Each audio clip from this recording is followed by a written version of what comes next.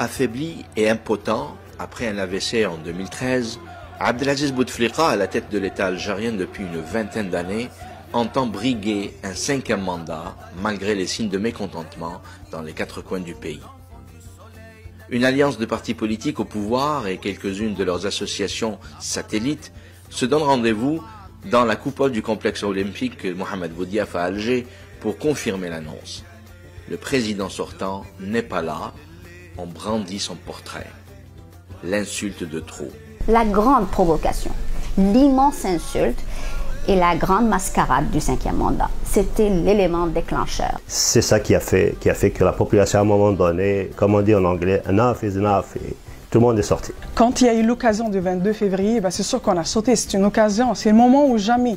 Après des rassemblements et des marches dans l'ouest et l'est du pays, une marée humaine envahit les rues de la capitale le 22 février pour dire non au 5e mandat. Des manifestations prévisibles et surprenantes à la fois. Je pense qu'il va être difficile dans le futur de dire qu'il y avait beaucoup de personnes qui s'y attendaient. Ça nous a tous bouleversés et surpris. Pour moi, c'était pas une surprise. C'était une question de temps. On s'attendait 5-6 années plus tôt, avant le 22 février, on se disait mais ça va éclater un jour. Les protestations en Algérie ont commencé bien avant 2018.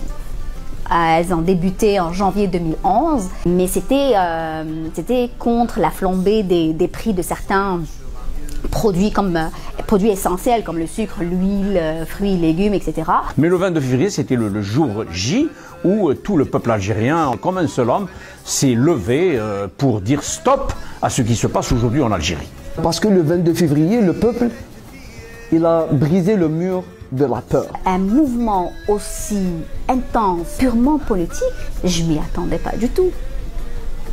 Et c'était une très grande surprise. Mais que ça aille aussi vite, avec un tel degré de conscience politique, ça c'était l'excellente surprise. La révolte a couvé pendant longtemps et la patience du peuple algérien a été poussée à bout. L'effet soupape n'est plus possible. Il nous faisait peur, donc ce qui veut dire que chaque Algérien avait une révolte en lui-même. C'était un moment où tout un chacun a été touché à différents degrés à sa façon.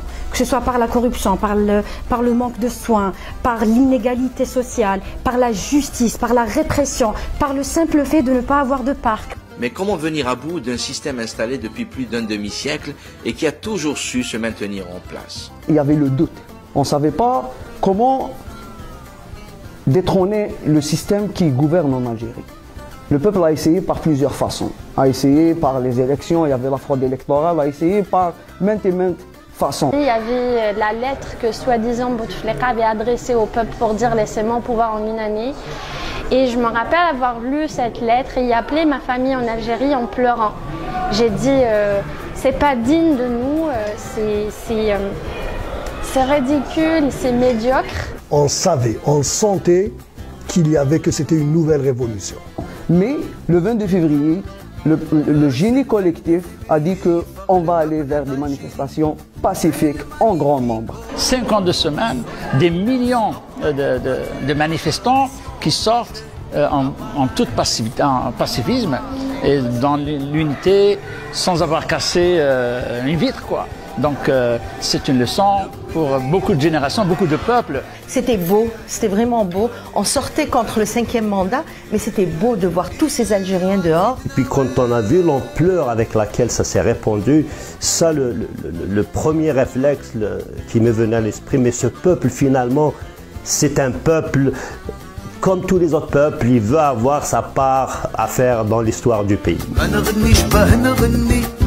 Après un an de contestation rythmée par 2 marches hebdomadaires, l'une le vendredi partout au pays et l'autre le mardi pour les étudiants et à laquelle se joignent les citoyens de tous âges, l'heure est au bilan.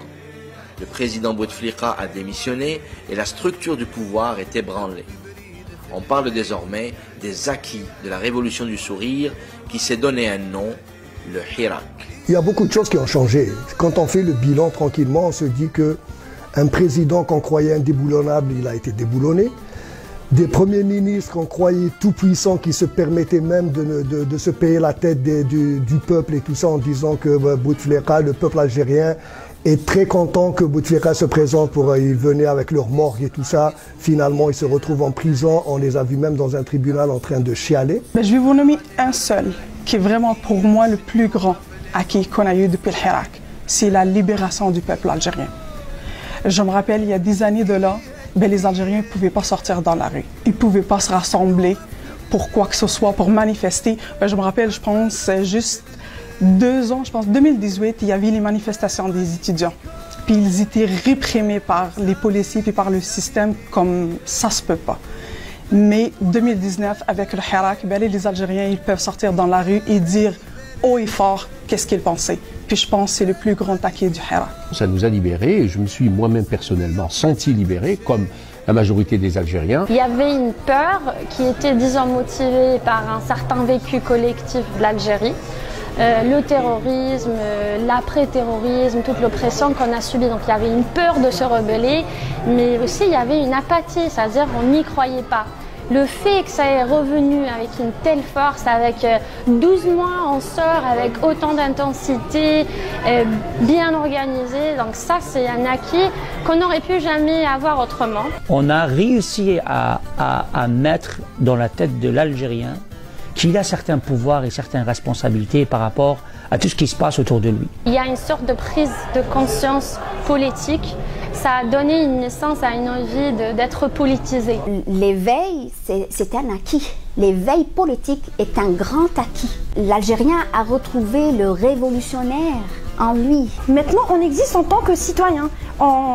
Et pas seulement en marchant, mais au quotidien dans notre exercice. On ressent cette fierté en allant sortir notre extrait de naissance. Alors qu'avant, on avait cette sensation que c'était un service rendu, alors que non. Au fait, on redécouvre nos droits et nos libertés, et plus on les découvre, plus on se bat pour, et on n'arrêtera jamais de se battre pour.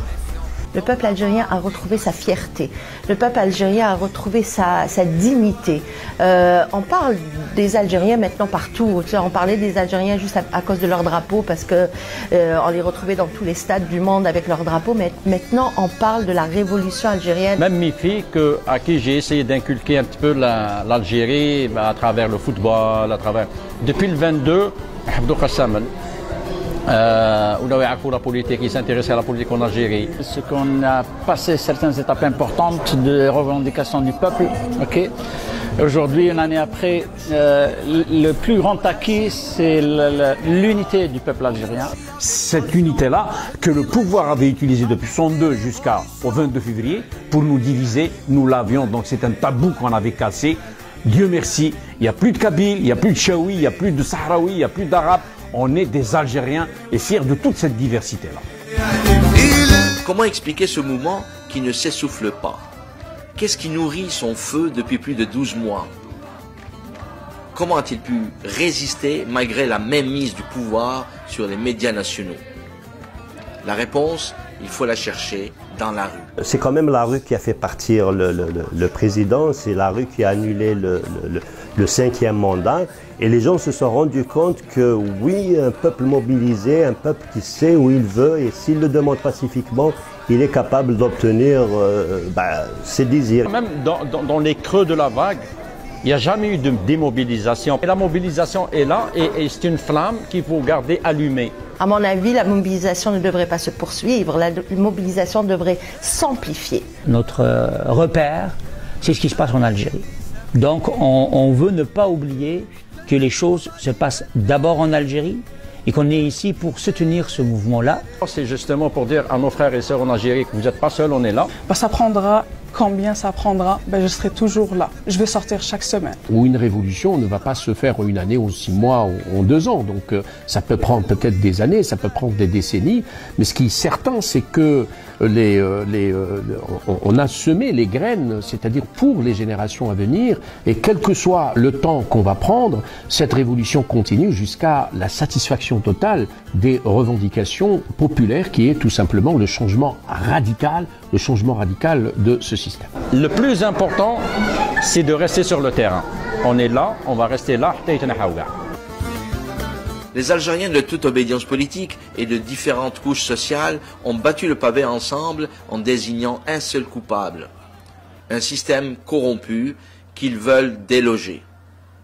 Les marches dans différentes villes du pays dévoilent aussi l'image d'une population jeune, prête à aller jusqu'au bout. Des jeunes révoltés, mais surtout pacifiques.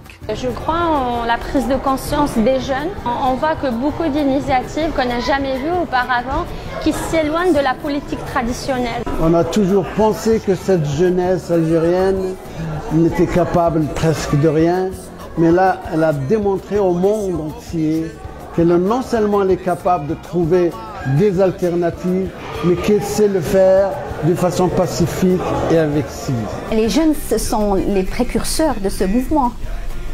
Ils nous ont tout simplement donné une leçon en sciences politiques. Si l'image de la jeunesse est frappante, la forte présence de la femme dans ce mouvement est déstabilisante pour le pouvoir.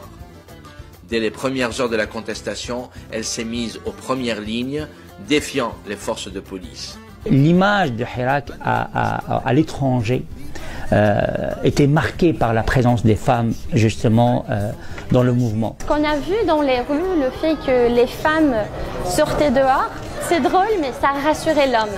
Après je manque d'objectivité dans mes propos et dans ma pensée, mais la femme algérienne, elle est forte, elle n'est pas dans l'émotion. Contrairement aux idées reçues ou à l'étiquette qu'on voudrait lui mettre, l'Algérienne, elle n'est pas dans l'émotion. L'Algérienne, elle est dans le pragmatisme, elle est dans la force, dans la détermination. On le voit au quotidien dans la gestion de nos familles. Moi, j'aime dire que notre société est matriarcale, mais elle ne veut pas vexer l'homme en lui disant. Et c'est le cas de notre révolution aussi. Mobilisation, unité, pacifisme et détermination ont caractérisé cette marche qui dure depuis une année.